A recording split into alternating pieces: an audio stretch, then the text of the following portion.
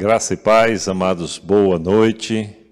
Bom estarmos aqui em mais esse momento para podermos dar continuidade ao estudo da Palavra de Deus, esse estudo maravilhoso que estamos fazendo do livro do Apocalipse. E antes de nós continuarmos o nosso estudo, vamos mais uma vez falar com o nosso Deus, vamos orar, colocar mais uma vez as nossas vidas diante dele. Senhor, nós exaltamos e glorificamos o teu santo nome. Tu és maravilhoso, tu és lindo, tu és tremendo, tu és o único digno de receber toda a honra, toda a glória, todo o louvor e toda a adoração. Estamos mais uma vez diante de ti nesta noite, desejosos de poder ouvir a tua voz através das Escrituras Sagradas. Espírito Santo, mais uma vez nós te pedimos, nos dê entendimento, discernimento a respeito de tudo aquilo que nós estaremos estudando nesta noite. E nós oramos no nome do Senhor Jesus. Amém e graças a Deus. Dando continuidade ao nosso estudo do livro do Apocalipse, estaremos provavelmente, eu creio, que hoje à noite nós estaremos concluindo o capítulo 14. Nós vimos que, inicialmente, o capítulo 14 é dividido em 7 atos, 7 cenas, nós dividimos assim, mas só quero lembrar que, para alguns intérpretes, na verdade, ao invés de 7, são 6. E nós estaremos estudando a parte final deste capítulo, que começa aí no verso 14. Semana passada, nós concluímos aí até o verso 13, a quinta cena, o quinto ato. Depois você pode ir lá no YouTube, coloca Rio de Vida, e você vai ter acesso a todos os vídeos que têm sido realizados, que têm sido feito aqui. É bom você estar ouvindo uma vez, 2 vezes, não só esse sobre Apocalipse, mas outros vídeos também que estão lá no canal Rio de Vida.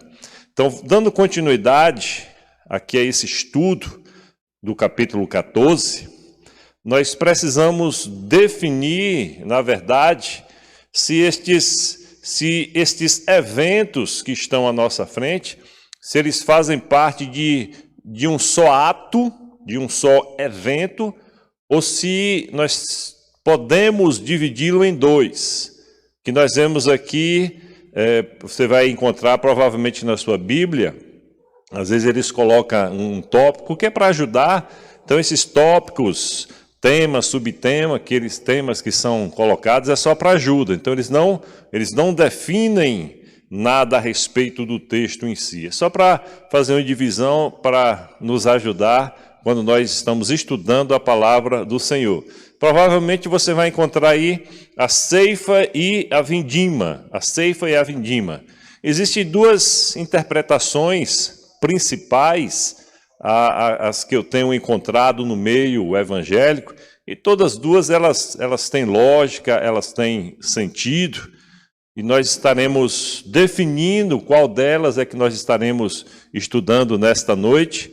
Os amados sabem que existem alguns pontos dentro da escatologia e dentro do estudo do Apocalipse, existem alguns pontos em que não há um consenso muito claro a respeito de determinados eventos. Tudo isso diz respeito à teologia daquela denominação, mas é como ela vê o livro do Apocalipse. Então tem denominações, tem estudiosos, especialistas, alguns estudam o Apocalipse de forma pretérita, passada, entendendo que o livro do Apocalipse ele já é algo que passou na história. Existem os históricos que veem esses eventos do Apocalipse, eles acontecendo durante toda a história da humanidade, e alguns desses eventos eles chamam de progressão, algo progressivo, algo que vai acontecendo, que vai se intensificando, e alguns desses acontecimentos realmente eles são futuro, mas nós podemos ver na história, durante a história. Então, os históricos, eles olham o Apocalipse, olhando para a história, percebendo alguns acontecimentos. Estou falando aqui de uma maneira mais simples. E é claro que existe os históricos que entendem que alguns desses eventos, talvez até muitos desses eventos, eles se cumprirão no futuro, na história da humanidade. Então a gente acaba também sendo histórico. E existem aqueles que interpretam o Apocalipse de maneira futura. Aí tem aqueles futuristas mais extremados, existe até divisão, perceba que é uma certa dificuldade. Mas como eu sempre tenho falado no que diz respeito à palavra de Deus, nós já vimos e já falamos várias vezes aqui sobre a mensagem principal do livro do Apocalipse, que fala sobre a soberania de Deus, o governo de Deus, fala da soberania de Deus, o governo de Cristo, fala de diversos assuntos, e são nesses que nós devemos focar. Um exemplo, a respeito do arrebatamento da igreja. Independente de qualquer visão a respeito do Apocalipse, todos nós concordamos com o arrebatamento da igreja. Nós concordamos com a manifestação do anticristo, nós concordamos com a grande tribulação, um tempo realmente diferenciado de juízos de Deus sobre a face da terra. Todos nós concordamos com a eternidade. Então, os pontos que nós concordamos são os principais. Mas existem alguns detalhes que existe essa divisão. Mas eu não vejo problema, dificuldade nenhum em relação a isso. Por isso que eu estudo todas as visões e eu procuro, dentro daquilo que eu interpreto da palavra de Deus, eu procuro aquilo que tem mais lógica. Eu não me baseio naquilo que determinada linha escatológica diz. Então, eu posso dizer muitas vezes que eu posso ser um pré-tribulacionista, mas eu não me baseio na interpretação completa pré-tribulacionista. Eu não estou preso, vamos colocar de uma maneira mais prática, eu não estou preso a nenhuma linha teológica. Eu não estou preso a nenhuma determinada linha de estudo da palavra de Deus, pré, mid, pós. Eu tento buscar e compreender, estudando e vendo todas essas opiniões, que eu encontro coisas lógicas, verdadeiras em todas essas opiniões, e eu procuro aquilo realmente que a palavra de Deus ela nos mostra. Mas só vou reiterar. A palavra de Deus, ela tem um objetivo principal. Esses dias nós falamos que de Gênesis a Apocalipse, ela fala sobre Cristo, ela fala sobre a obra redentora de Cristo.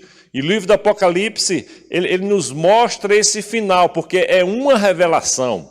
Então, é uma revelação daquilo que vai acontecer, é uma revelação da vitória daqueles que servem a Cristo. É uma revelação de alerta daqueles que não se dobram, que não adoram a Deus, que não temem a Deus, que não dão glória a Deus, que não recebem a Cristo como Senhor e Salvador. É uma revelação da vitória geral em todos os tempos do povo de Deus. E o lindo e o tremendo é que o Senhor ele revelou para os seus servos, revelou para os seus santos. E quando nós falamos santos, não estamos falando de uma categoria especial de pessoas. Existem algumas linhas que acabam achando que quando nós encontramos santos aqui no Novo Testamento, fala de um grupo especial, um grupo que fez isso e aquilo, não tem nada a ver. Santos somos todos nós em Cristo Jesus, porque a obra de santificação quem realizou foi Cristo. É claro que existe um processo diário, de uma forma simples, santificação é separação, consagração a Deus. Nós já pertencemos a Deus. Nós em Cristo já fomos consagrados, nós somos dele. Tanto é que o Espírito, tanto é que ele habita em nós. Então, os santos são todos aqueles que servem ao Deus Todo-Poderoso. Dando sequência aqui a esse estudo, eu só quero fazer uma pequena introdução para aí nós definirmos os próximos versículos. Se nós vamos entender os próximos versículos como dois eventos, ceifa, sendo a ceifa dos santos de Deus, dos servos de Deus, da igreja de Cristo, e a vindima como sendo o juízo final sobre os adoradores do anticristo, aqueles que estarão adorando a imagem do anticristo. Ou se esse evento ele é um evento só, que tem um nome único, ceifa e vindima. Então vamos procurar entender esse texto. Mas antes de nós iniciarmos, eu só quero falar sobre a sequência de determinados eventos quando nós estudamos escatologia. Eu não vou trazer aqui todas as linhas, mas eu vou falar um pouquinho sobre aqueles que são pós-tribulacionistas. O que é pós-tribulacionista? São aqueles que acreditam que a igreja ela vai passar pela grande tribulação. São aqueles que acreditam que a igreja ela será arrebatada no final da grande tribulação. Normalmente, estes estudiosos, além de serem pós-tribulacionistas, eles são amilenistas. Alguns dizem que não são, mas são amilenistas. O que é amilenista? Eles não acreditam que o milênio relatado em Apocalipse 20 é algo literal, é algo que vai acontecer na face da terra. Para eles, há não milênio, o milênio seria algo espiritual. Para o amilenista, na verdade, o milênio ele é esse espaço de tempo do momento em que a gente recebe a Cristo, recebe o reino, até a consumação de todas as coisas. Eles não creem nesse milênio literal. Então, o pós-tribulacionista, ele é um milenista, e ele também poderíamos colocar como um historicista, no que diz respeito à interpretação do livro do Apocalipse. Então, praticamente é isso. É claro que existem alguns que não são pós-tribulacionistas, mas eles também têm a sequência de eventos que eu vou colocar aqui, de uma maneira bem simplória, né? É claro que eu não vou trazer aqui toda a visão deles, porque não daria tempo. Só quando a gente estuda escatologia, dentro de uma matéria específica, aí sim, com o tempo, nós podemos estudar sobre o pós, o pré, o mídio, o pré-ira, escatologia idealista e muitas outras questões.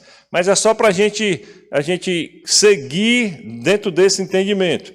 Então, o pós-tribulacionista, como muitos também, só estou pegando essa linha aqui como exemplo, eles não acreditam que Deus ainda tem planos com a nação de Israel. Nós já falamos aqui diversos vídeos, e para mim a única diferença básica a respeito do estudo de escatologia e do livro do Apocalipse diz respeito à visão sobre a nação de Israel.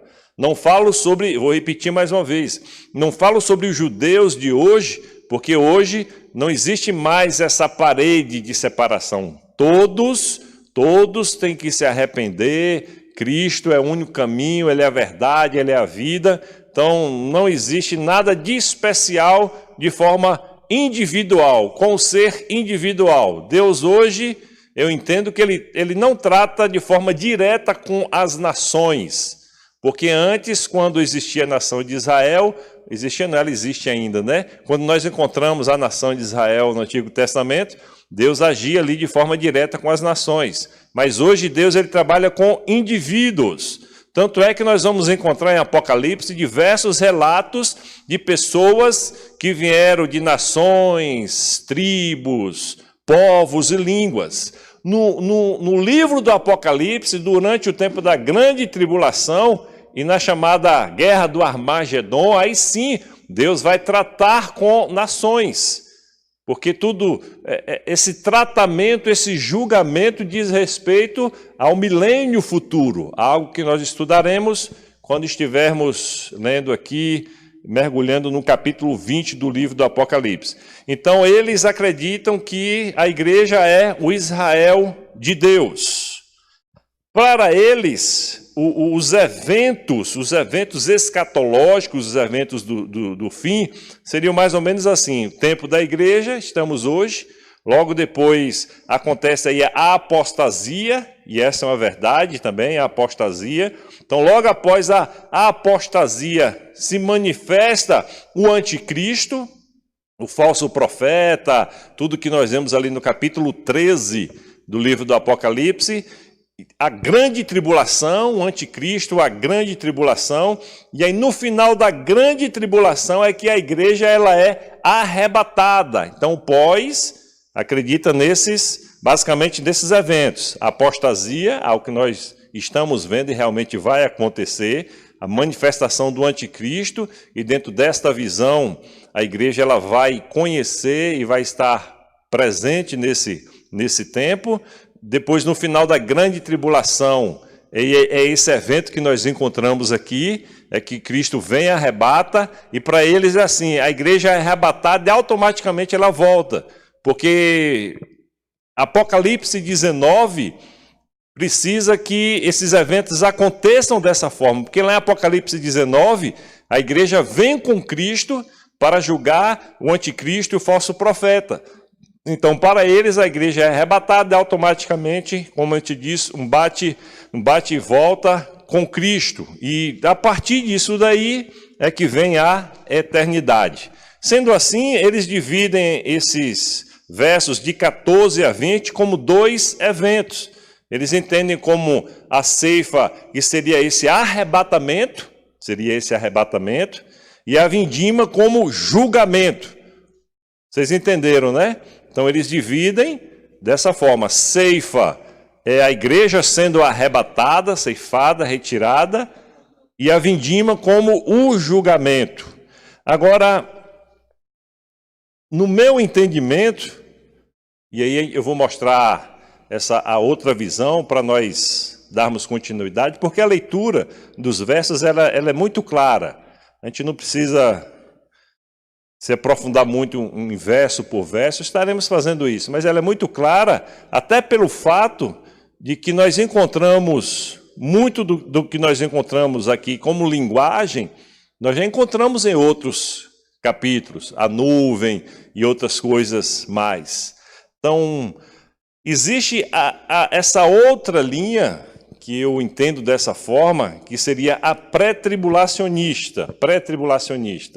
Você vai entender porque eu estou seguindo esse caminho, que eu quero dar uma base bíblica para aquilo que eu estarei ensinando a todos que estão nos acompanhando. Eu não quero simplesmente só repetir, né? Ler o que está no livro, no compêndio, e repetir para todos. Não, eu tenho um entendimento a respeito desse assunto. Então, eu creio também, por enquanto eu creio, até agora eu ainda creio que a igreja ela não vai passar pela grande tribulação, e tanto quanto os pós-tribulacionistas, existem muitos textos que eles utilizam corroborando a ideia deles, também existem muitos outros textos que corroboram aquilo que os pré-tribulacionistas dizem. Como eu falei anteriormente, a divisão básica é a respeito da nação de Israel. Então, eu ainda creio que existem muitas promessas que ainda se cumprirão com a nação de Israel. Eu já falei isso diversas vezes aqui, depois você olha nos vídeos anteriores. Então, dentro da visão pré-tribulacionista, que é uma visão pré-milenista, o que é pré-milenista? Nós cremos em um milênio literal. Nós cremos que em Apocalipse 20 ali fala de 1000 anos. No início dos 1000 anos, Satanás é preso. No final dos 1000 anos, Satanás é solto. Você não entenda ali como algo simbólico, Então, pré-milenista são aqueles que acreditam no milênio literal, que esse milênio vai acontecer. No final ali teremos a guerra do Armagedon. Capítulo 19 de Apocalipse vem a revelação, Cristo vem com a igreja, tem um julgamento, milênio, e depois do milênio, sim, há eternidade. Então, para o pré-tribulacionista, que acredita que Deus ainda tem planos com a nação de Israel, nós acreditamos no arrebatamento antes da tribulação. A igreja é arrebatada, a grande tribulação começa, e nós encontramos esses eventos a partir do capítulo 4 do livro do Apocalipse. Por isso, esta linha pré-tribulacionista, ela é futura em relação aos acontecimentos do livro do Apocalipse. A partir do capítulo 4, porque o capítulo 1 é uma revelação que João teve naquele momento, capítulo 2 e 3 dizem respeito à era da igreja. Então, a igreja arrebatada e a igreja nos céus, nós entendemos bodas, tem aí os galardões, o bema de Cristo, e aqui os 7 anos de tribulação, as informações nós encontramos em Apocalipse a partir do capítulo 4 até o capítulo 19, ali nós encontramos essas informações de forma muito clara e objetiva. Então, no final da grande tribulação, vai acontecer o famoso Armagedon. Estaremos estudando posteriormente sobre esse evento que vai acontecer no final da grande tribulação. Então, Armagedon, Cristo vem com a igreja, faz a separação que nós encontramos em Mateus capítulo 25, depois do milênio vem a eternidade. Então, de uma maneira muito simples. Por isso é que nós cremos, particularmente eu creio, que esse evento, a ceifa e a vindima, na verdade, ela é um evento só. Ela fala do final da grande tribulação. Ela fala sobre o final da grande tribulação. E nós podemos ver como Armagedon. Eu quero só antecipar algumas coisas para dar base àquilo que eu estou falando, para nós darmos continuidade ao estudo. Se você perceber, vai comigo no capítulo 14, você vai perceber que no final, no verso 20, veja comigo aí, do capítulo 14, verso 20, diz assim, que seria a vindima que todos entendem como julgamento. Então, essa parte final, ela é lógica, a vindima é julgamento e são diversos textos, e há consenso em que essa parte final realmente é juízo. Mas que juízo seria esse? Esse não é o juízo final. Então, isso quer dizer que a gente teria dificuldade em colocar primeiro como ceifa, porque se a igreja ela é arrebatada, então aqui nós já teríamos que ver o julgamento do mundo. E aqui não é um julgamento final. Aqui é um momento em que Deus vai estar trazendo juízo sobre determinadas pessoas num determinado momento.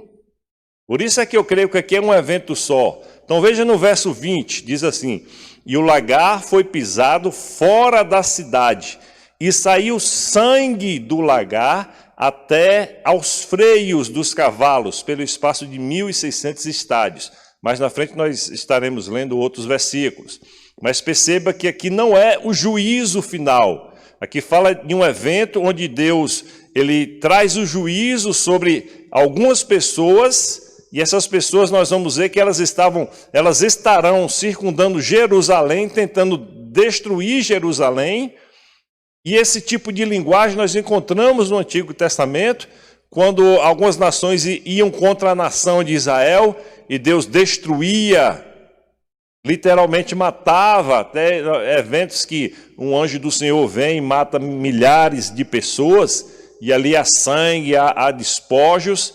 Então é um momento em que uma nação, e aqui são várias nações que estarão indo, cercando Jerusalém, naquele famoso evento que nós já ouvimos muito, que é a guerra do Armagedon. Então é nesse momento em que o anticristo, junto com a sua confederação de nações, elas estarão cercando Jerusalém para tentar destruir Jerusalém. E nesse momento é que vem a intervenção divina, e esses homens que estão circundando Jerusalém, estes exércitos, eles serão mortos. Como é que eles serão mortos? Vai aí, Apocalipse 19. Então aqui não é o juízo final. Este evento fala de um momento específico. Então ele não está tratando com o arrebatamento da igreja, nem com o juízo final dos seres humanos, que nós vamos encontrar no capítulo 20. Ele está falando, preste atenção, ele está falando deste evento, Armagedon, em que as nações estarão cercando Jerusalém, destruindo, tentando destruir e acabar com Jerusalém, e é aquilo que o diabo tem feito durante muitos séculos, tentando destruir a nação de Israel. De vez em quando eu vejo algumas pessoas tentando minimizar, mas não tem como a gente fechar os olhos para essa realidade. Algumas pessoas tentam colocar outras nações, mas não existe nenhuma nação no mundo com essas características. Quando nós olhamos para a nação de Israel, nós vemos essas características de uma nação em que Deus está agindo com objetivo bem definido. Não são profecias que estão sobre essa nação. Mas tem outra nação, uma ou outra. Mas se você for olhar na história, não existem profecias a respeito dessa nação, mas a respeito da nação de Israel, sim, existem essas profecias. Então veja esse evento do capítulo 14 com essa perspectiva que eu estou lhe trazendo. Porque quando nós ouvimos os pós, ou aqueles que dividem esse evento em dois, então normalmente quando a gente ouvir, são pessoas servos de Deus, homens de Deus, inteligentíssimas, e os argumentos que eles utilizam são lógicos, verdadeiros também, dentro da interpretação que eles têm. Mas eles vão conduzindo o ouvinte ao ponto que eles querem chegar, de acordo com aquilo que eles acreditam, de acordo com aquilo que eles creem.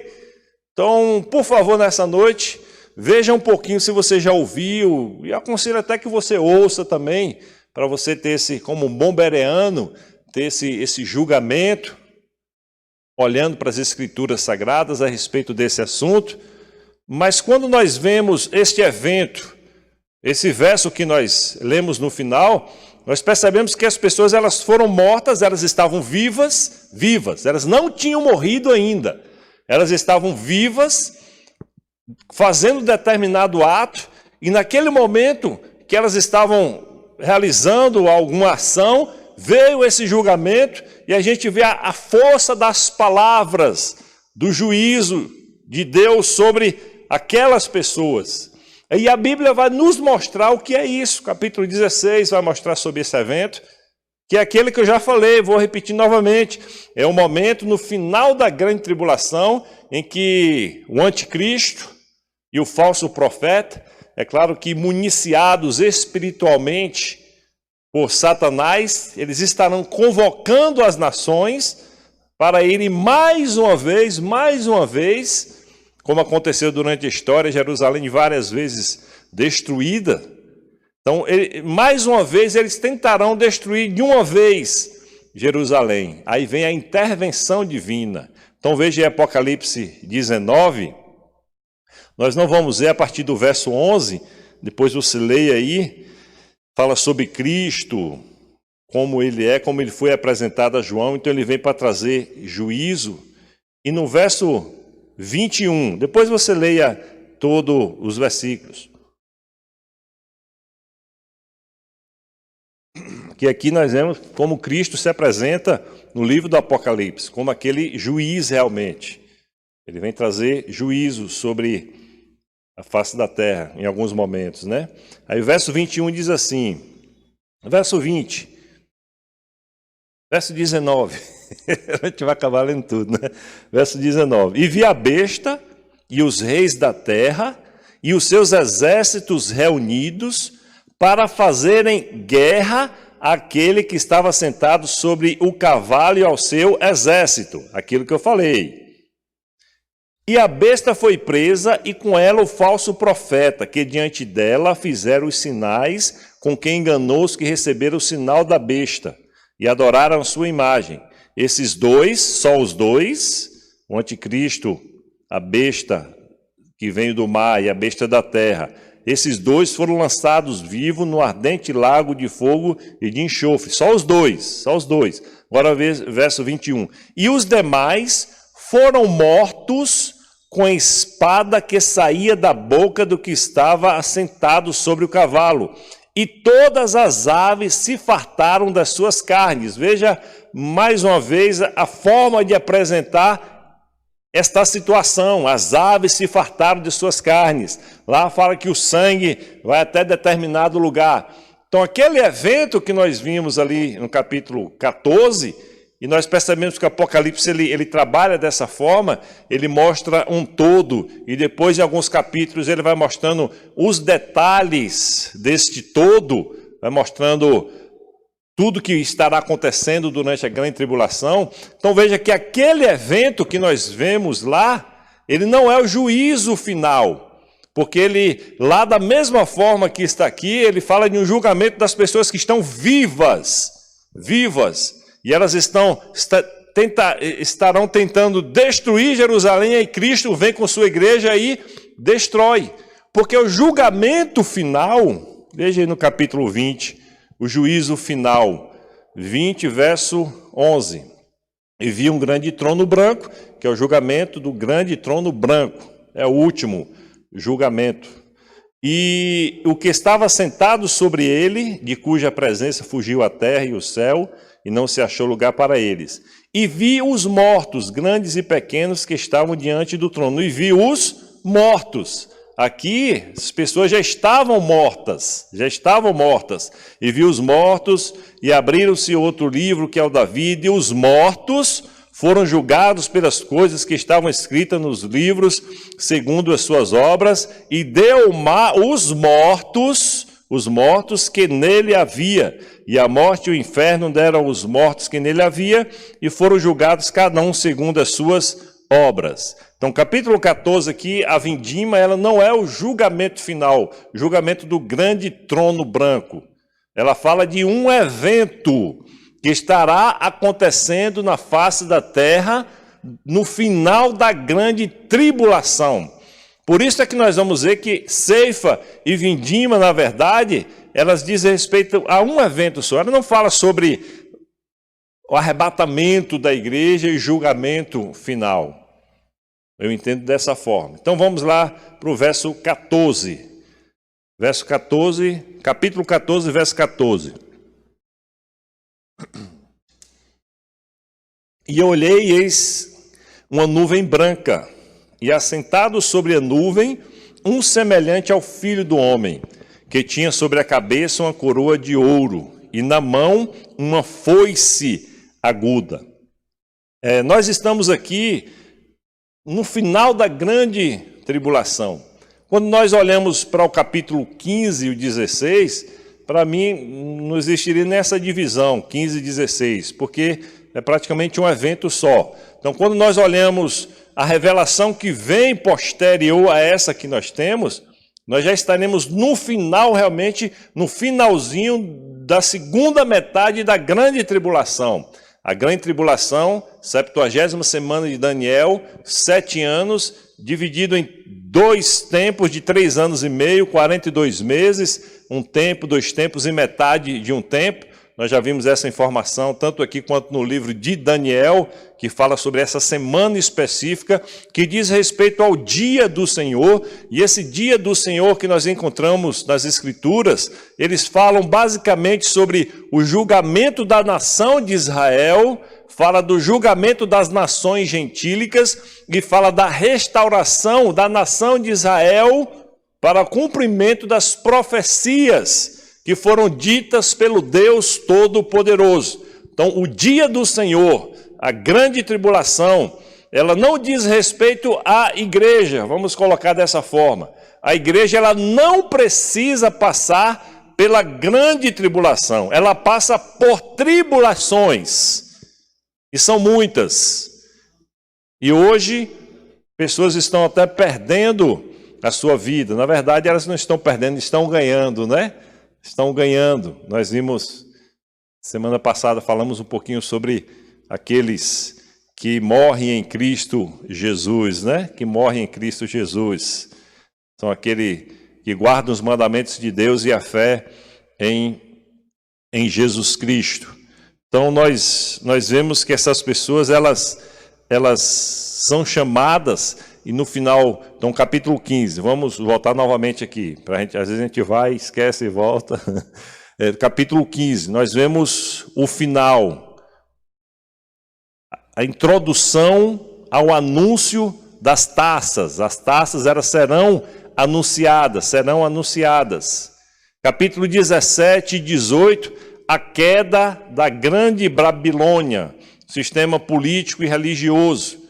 19, nós vemos também ali o anúncio, a declaração e como isso vai acontecer e quem vai ser o instrumento da destruição final destes seres, vamos dizer assim, o texto que nós acabamos de ler no capítulo 19. Capítulo 20, ainda fala do milênio, a prisão de Satanás, a soltura de Satanás, o último evento de Satanás enganando as nações, o julgamento ali de Deus e o grande trono branco. E capítulos 21 e 22, glória a Deus e aleluia, fala do novo céus, da nova terra, fala de Jerusalém celeste. Então, eis uma nuvem branca. Então, a nuvem branca nós já sabemos que é um símbolo apocalíptico comum. É uma visão mística realmente, né? A gente não pode ver assim como algo literal, tentar ficar olhando para as nuvens e ver algo. É uma forma de linguagem comum aos ouvintes, porque as visões apocalípticas, elas existem, livros apocalípticos que falam sobre o final de todas as coisas, eles existem em todas as literaturas, e sempre a ideia do cosmo, do universo, sempre fascinou o homem. E Deus e o Espírito Santo usa esse tipo de instrumento para tentar trazer o entendimento aos seus ouvintes, né? A gente vê Cristo indo, ascendendo uma nuvem, aí a Bíblia, o Novo Testamento, aqui em Apocalipse, sempre utiliza esse tipo de argumento para chamar nossa atenção a respeito de uma ação celestial, uma ação gloriosa, porque quem vem aqui, nós estaremos vendo mais à frente, é o Filho do Homem, que nós entendemos como uma referência a Cristo, Então, eu olhei e vi uma nuvem branca, e assentado sobre essa nuvem branca, sentado a ideia de poder, de governo, um semelhante ao Filho do Homem.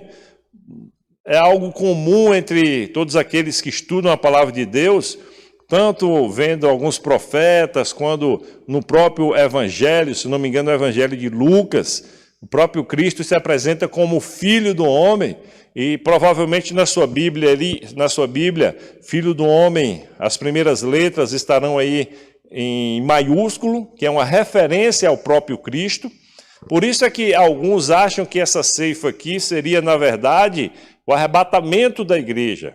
Mas nós vimos lá no capítulo 19, que essa visão gloriosa é de Cristo vindo julgar. Não é só pelo fato de que nós encontramos Cristo aqui, e nós temos promessas, que ele mesmo disse que ele viria, João 14, 1,3, ele viria e levaria a igreja, que a gente não pode ir diretamente para esses textos. Por isso que eu comecei com o verso 20, para a gente compreender o que é que está acontecendo, e a partir daí a gente ter a visão correta. Então nós vemos Filho do Homem, que é Cristo, provavelmente Cristo vai estar aqui, que é um título que é usado para identificar a pessoa de Cristo. Não tem como nós detalharmos aqui esses títulos messiânicos, né? Ou Cristo, Filho de Deus, Filho do Homem, são todos títulos messiânicos, divinos. Então nós vemos aqui a presença de Cristo, que tinha sobre a cabeça uma coroa de ouro. Ele tinha coroa de ouro, fala sobre vitória, autoridade, dignidade, poder, governo. E na mão uma foice aguda, uma foice afiada. Indica que a ceifa será rápida e completa. Temos aqui um simbolismo da ceifa. E é interessante, se você lembrar, se você não lembra, então grave a partir de hoje, que muito daquilo que nós vemos no livro de Apocalipse, nós vamos entender de uma maneira mais completa quando nós olharmos o Antigo Testamento. Ou seria ao contrário. O mais importante é que nós vamos olhar a Bíblia como um todo, né? Nós não vamos ficar olhando os livros apocalípticos, nós não vamos ficar olhando esses livros de outros povos, nós não estaremos lendo os livros apócrifos, Apocalipse de Enó, de fulano, de ciclano, de beltrano. Não, nós estaremos olhando a Bíblia, a palavra de Deus. E é interessante que nós vemos, abra comigo lá no livro de Joel, o profeta Joel, e Joel é um livro que nós encontramos ali as profecias de intervalo, ou talvez profecias que a gente chama de dupla referência. Profecias que aconteceram em um determinado tempo, mas nós cremos que muito daquilo que se falava também apontava para o futuro. E aquilo que nós vamos ver aqui no capítulo 3 de Joel, veja comigo aí 3, o verso 13.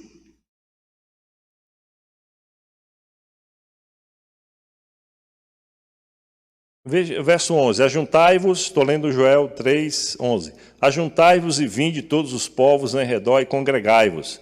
Ó Senhor, faze descer ali os teus fortes. Movam-se as nações e subam ao vale de Josafá, porque ali me assentarei para julgar todas as nações em redor. Quando estudarmos a Batalha de Armagedon, nós vamos entender esse contexto. Então perceba que há um chamamento para as nações muito parecido com o que nós lemos. Muito parecido com o que nós lemos no Apocalipse 19. Então veja a ajuda que a palavra de Deus ela está nos dando nesse momento. Não um entendimento teológico de uma determinada linha teológica, não.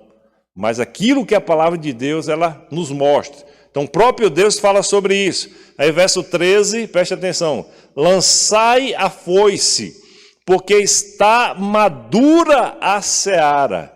Vinde e descei, porque o lugar está cheio. Os vasos dos lagares transbordam, porquanto a sua malícia é grande. Se a gente lê esse texto e quando a gente olha para o Apocalipse 14, a gente vai ver de uma maneira muito clara que a verdade é só um evento. Aqui também é chamado de ceifa, então, está madura, fala só de um evento, de um momento específico.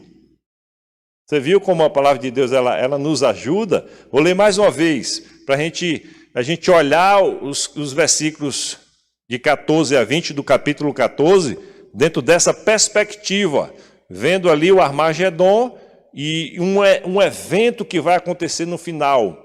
Um evento com pessoas vivas. Com pessoas vivas. Vou ler mais uma vez. Movam-se as nações, que fala sobre o juízo de Deus sobre as nações. E o juízo de Deus, quem vai trazer Apocalipse, nós lemos, é Cristo, que se apresenta no livro do Apocalipse dessa forma, olhos como chama de fogo. Não tem nada a ver ali de paixão, não, é juízo.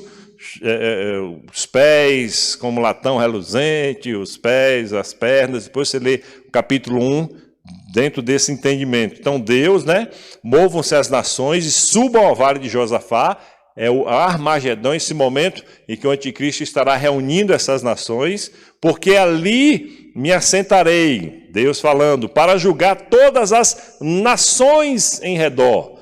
Nações, não fala de indivíduo, porque o julgamento final é indivíduo, é pessoa.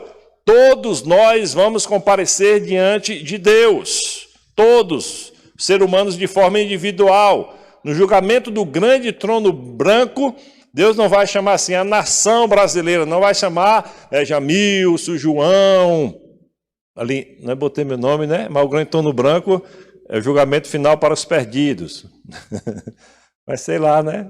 Tem problema não usar meu nome como exemplo. Mas o julgamento tanto para galardão quanto para o juízo final, a segunda morte, né? Inferno, vamos dizer assim, de uma maneira mais popular, mais clara, diz respeito ao indivíduo. Por isso a gente tem que separar momentos como Mateus 25, que a gente vê ali nações, Deus falando sobre nações, porque se a gente encontra nações, aí nós temos que tentar entender o que a Bíblia diz. Porque em Cristo, em relação ao Evangelho, é indivíduo. E aqui nós vemos nações. Indivíduo, nações. Então, o que nós lemos em Apocalipse 14, 14 a 20, fala sobre nações. É claro, formada por indivíduos, mas são as nações que estarão congregando. Olha como a coisa fica clara. Descei porque o lugar está cheio, verso 12. Movo-se as nações, suba ao vale de Josafá, porque ali me sentarei para julgar todas as nações em redor. Lançai a foice, porque já está madura a seara, a ceifa. Vinde, descei, porque o lagar está cheio, os vasos dos lagares transbordam, porque a sua malícia é grande. Vindima, ceifa e vindima como um evento só de juízo sobre nações. Volte lá agora para Apocalipse 14. Lá em Mateus 13 também, você pode ver lá sobre a explicação do joio, que Cristo fala um pouquinho a respeito sobre isso, né? A cega será a consumação desta era antes do milênio, o Armagedon e a parousia, que então terá lugar. Trarão uma nova época. Então, 14 a 20 fala desse evento do Armagedon. Verso 15, vamos dando continuidade aqui. Por isso, nós encontramos Cristo agindo aqui. Deixa eu repetir, que mais na frente, na vindima vai ser um anjo. Aí a pessoa vai dizer, não, se logo após tem um anjo, então, se primeiro é Cristo, então Cristo vem arrebatar os seus. Isso vai acontecer? Claro que vai. Se ele falou, vai acontecer. E essa é a nossa esperança. Esse é o nosso anseio, desejo, Maranata, ora vem, Senhor Jesus. Mas eu quero que você entenda que o que nós estamos vendo, a ceifa e a vindima, é um evento só. E nós já vimos em Joel 3 que o próprio Deus, como juiz, se assentará para julgar essas nações no vale de Josafá, ceifa e vindima como evento só. E nós lemos aqui em Apocalipse capítulo 19 que essas nações elas estarão reunidas por uma obra maligna.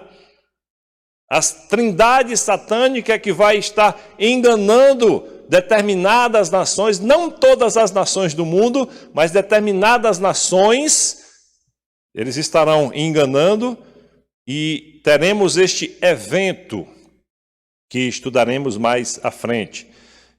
E outro anjo saiu do templo, clamando com grande voz ao que estava assentado sobre a nuvem. E outro anjo, vamos dizer de forma correta, né? E outro anjo saiu do templo, clamando com grande voz ao que estava sentado sobre a nuvem. Aí alguns vão logo para um lado. É interessante, né? Dependendo do que a pessoa ela pensa, o que está no coração dela, aí ela já parte para aquele assunto. Mas como é que pode? Se o Filho do Homem é Jesus, como é que um anjo vem e dá ordem para Jesus?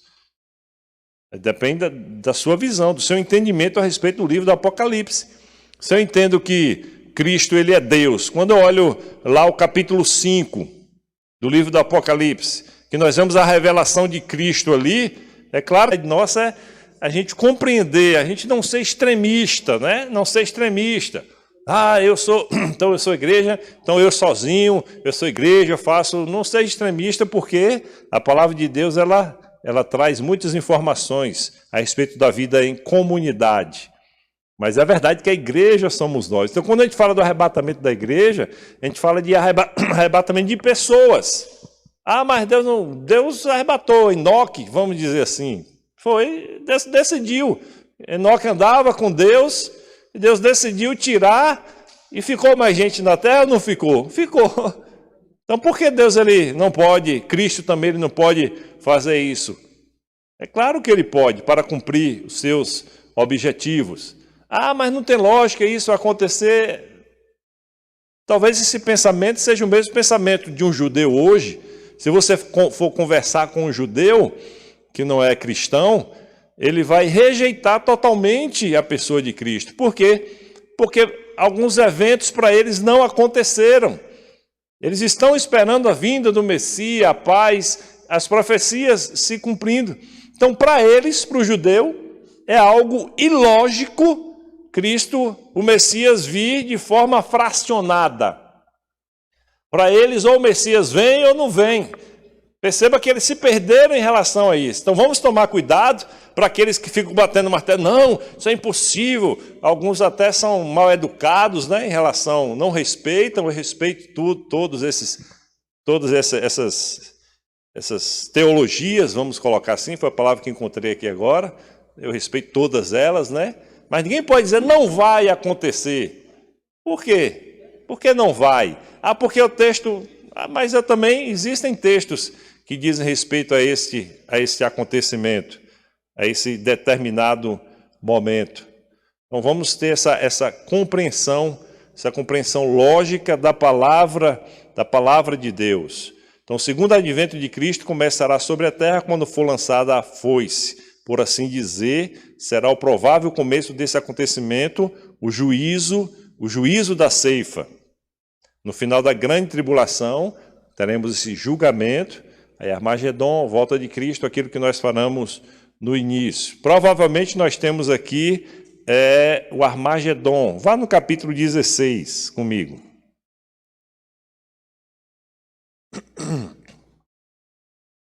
Capítulo 16, verso 12 a 16. Veja se esse momento não é parecido com aquilo que nós estamos vendo, né?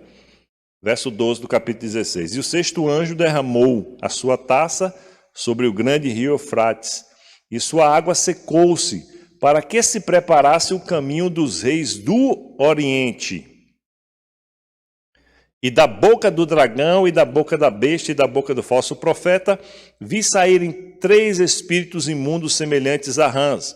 Estou lendo Apocalipse 16, verso 14, agora. Porque são espíritos de demônios que fazem prodígios, os quais vão ao encontro dos reis de todo o mundo para os congregar para a batalha naquele grande dia do Deus Todo-Poderoso. Vimos de uma forma simples lá em Joel. Eis que venho como ladrão, bem-aventurado aquele que vigia e guarda suas vestes, para que não ande nu e não se veja as suas vergonhas. Verso 16. E os congregaram no lugar que em hebreu se chama Armagedon.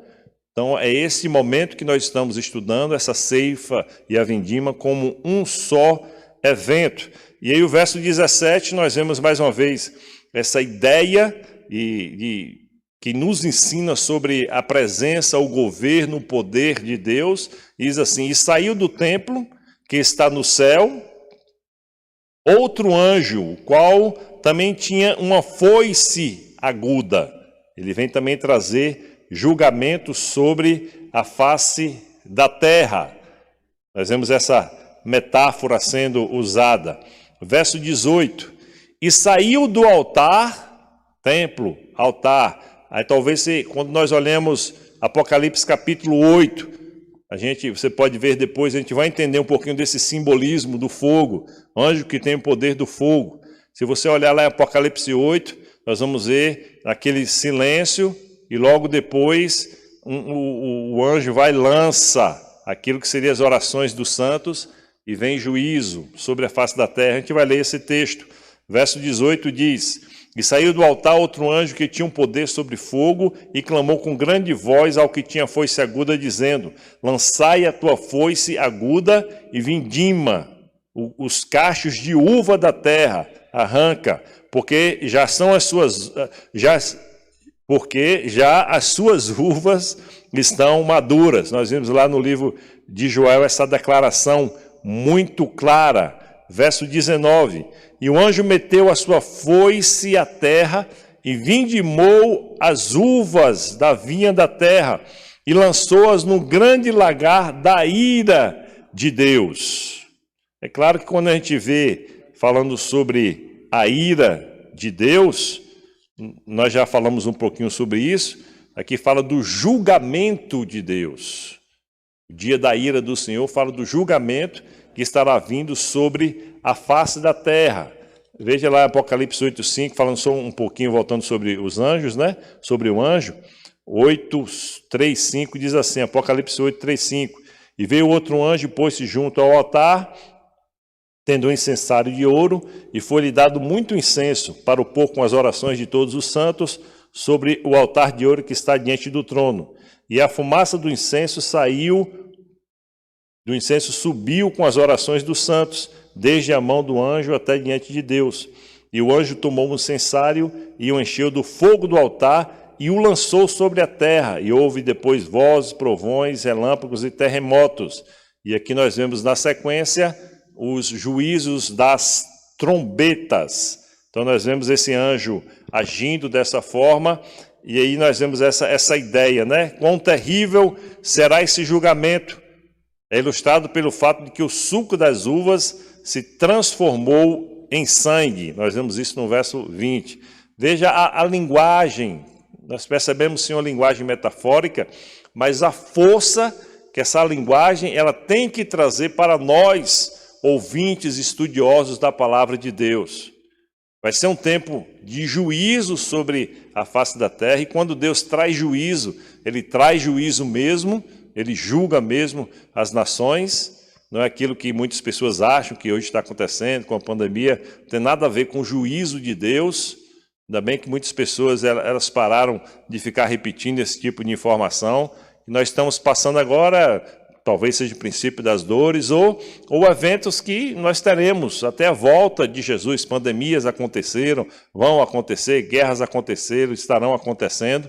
A gente só precisa pedir ao Espírito Santo para discernir o tempo exato de alguns acontecimentos que antecederão não só o arrebatamento da igreja, mas antecederão também a manifestação do anticristo, a manifestação do falso profeta. Vou ler o texto aqui de Isaías 63, verso 3-4, que diz assim: Ele, Cristo, pisará o lagar sozinho, como sozinho consumou a grande obra na cruz. E agora que eu vou ler o texto, né, de Isaías 63, 3-4, diz assim: Eu sozinho pisei no lagar, e dos povos ninguém houve comigo, e os pisei na minha ira, e os esmaguei no meu furor, e o seu sangue, sangue dos inimigos de Cristo, salpicou os meus vestidos, e manchei toda a minha vestidura, porque o dia da vingança estava no meu coração. Se a gente lê esse texto sem estudar a palavra de Deus, a gente acha muito estranho, mas ele diz respeito a esta ceifa e vindima que nós estamos vendo. Nós não estamos estudando o arrebatamento da igreja e nem o julgamento do grande trono branco. Tire um pouquinho a visão desse entendimento, que a gente acaba sendo levado, né, para isso, mas eu trouxe alguns argumentos aqui bíblicos para a gente compreender que esse evento diz respeito à batalha do Armagedon. Vamos colocar dessa forma.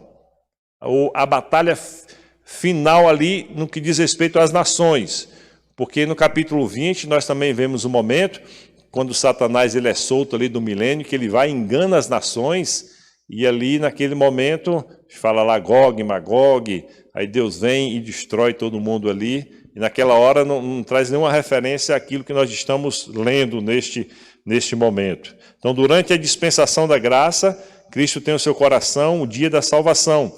Isso ilustrado em Lucas 4,19, quando lendo a passagem de Isaías 61:2, fala de profecia de intervalo, profecia de dupla referência, porque lá em Lucas 4, quando Jesus na sinagoga ele pega a Bíblia, ele fala só da primeira parte do cumprimento dessa profecia. Então lá Jesus para na frase, o ano aceitável do Senhor. Então naquele momento, por não estar no tempo do cumprimento, ele omite assim o dia da vingança do nosso Deus. Veja lá em Lucas depois, que Jesus pega o livro, abre lá no livro de Isaías, e ele lê até o dia aceitável do Senhor. Ele não fala do dia da vingança do nosso Deus, porque esse tempo, ele é futuro, não aconteceu ainda. Esse tempo é o que nós estamos estudando nesse momento. Verso 20, e o lagar foi pisado fora da cidade, Veja a linguagem, veja a linguagem. E saiu sangue do lagar até aos freios dos cavalos, pelo espaço de 1.600 estádios. Alguns dizem que seria a distância de um lado a outro lá da nação de Israel, que é uma extensão pequena, né? Um país pequeno, provavelmente tamanho, alguns dizem ali de Sergipe, talvez. Então veja a força da ilustração e que será algo real, porque esse evento ele vai acontecer. Então o número de morticídio, realmente de morte, vai ser muito grande ali. Então a matança será realmente aterrorizante. Um estádio equivalia a cerca de 185 metros, o que significa que o derramamento de sangue se estenderá por cerca de 300 quilômetros. E outros, porém, aceitam como linguagem simbólica e tal, mas é um evento que vai acontecer, estaremos estudando sobre ele, provavelmente lá no capítulo 16. Então nós encerramos aqui o capítulo 14,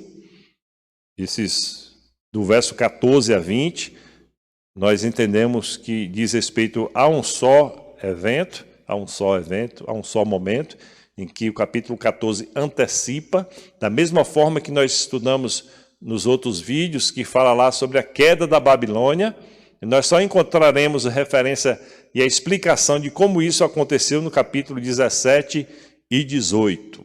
Então, graças a Deus, nós ainda temos um caminho a percorrer, e até lá nós vamos discutindo, falando sobre estes assuntos, e talvez aí quando acabar a pandemia, a gente crê que isso vai acabar logo, a gente se assente no momento para ver perguntas e respostas, e nós vamos caminhando dessa forma. Só repetir assim, não se preocupe e não tente entender tudo de uma maneira só, de um dia só, vamos dizer assim, não tem como. Existem pessoas que estudam aí há 50 anos e até hoje tem assuntos que eles são, eu gosto sempre de dizer assim, são secundários. É claro que com a palavra de Deus todos são importantes, Mas até hoje ainda existem algumas discussões.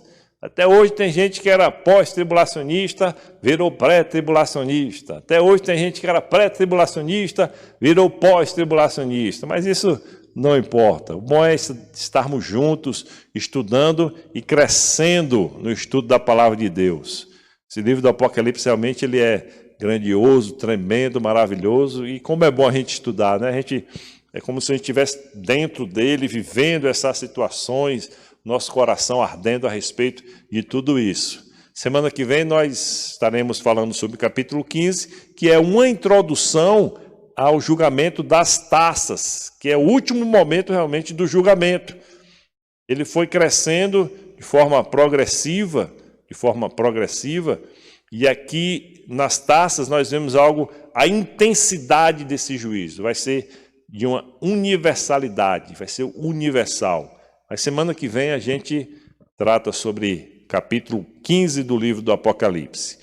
Vamos orar nessa hora, Só lembrar a todos que domingo às 18h30 nós teremos pelas redes sociais e também pela Brasil FM 107.7, mais um momento de cultuarmos e ouvirmos a palavra do Senhor. Terça-feira às 19h30, outro momento também que nós estaremos juntos, terça é só através das redes sociais, tanto terça quanto quinta. Vamos orar nesse momento, agradecendo a Deus. Continue estudando a palavra, não pare, vamos continuar crescendo na graça, no conhecimento e na graça do Senhor Jesus. Senhor, mais uma vez nós exaltamos e glorificamos o Teu nome, te agradecemos por esse momento. Esse é o nosso pedido todos os dias, Espírito Santo, nos ajude a compreender essa palavra. Nós reconhecemos as nossas limitações, por isso nós somos totalmente dependentes do Senhor. Nós não somos dependentes de livros humanos, de compêndios, de livros de teologia, de concílios. Não, nós somos dependentes do Senhor. Por isso, continue nos ensinando a respeito dessa palavra que é poderosa, que é eficaz, que é edificante. Nós colocamos também, Senhor, diante de Ti, todos aqueles que estão passando por lutas e dificuldades nesse momento, que o Senhor continue consolando o coração deles. Oramos também por milagre, aqueles que estão precisando de um milagre, que o Senhor toque na vida deles agora, no nome do Senhor Jesus. Nós oramos agradecidos por tudo, no nome do Senhor. Então, graça e paz, fiquem todos na paz do Senhor Jesus.